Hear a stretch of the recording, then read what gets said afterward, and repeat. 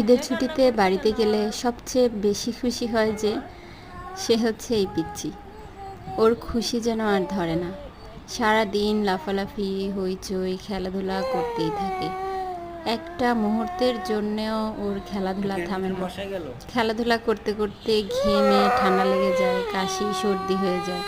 তারপরে ওর খেলাধুলা শেষ হয় না। রাত 11টা 12টা 1টা পর্যন্ত জেগে থাকে আর আমাদেরকে টানতে থাকে, আসো খেলি আসো খেলি।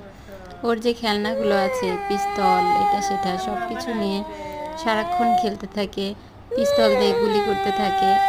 আর সেই গুলি খেয়ে আমাদের মরে যেতে হয়। তারপরে ও আবার অপারেশন করে গুলি বের করে। এইভাবেই চলে ঈদের মধ্যে। আবার যখন ফিরে আসি ঢাকায়, তখন আবার ও এরকম করে কান্না করতে থাকে। ওর কান্না দেখলে নিজেরই ভালো লাগে না। নিজের গালে নিজে জ্বর দিচ্ছে আর বলছে আম্মা কেন ঢাকা চলে গেল।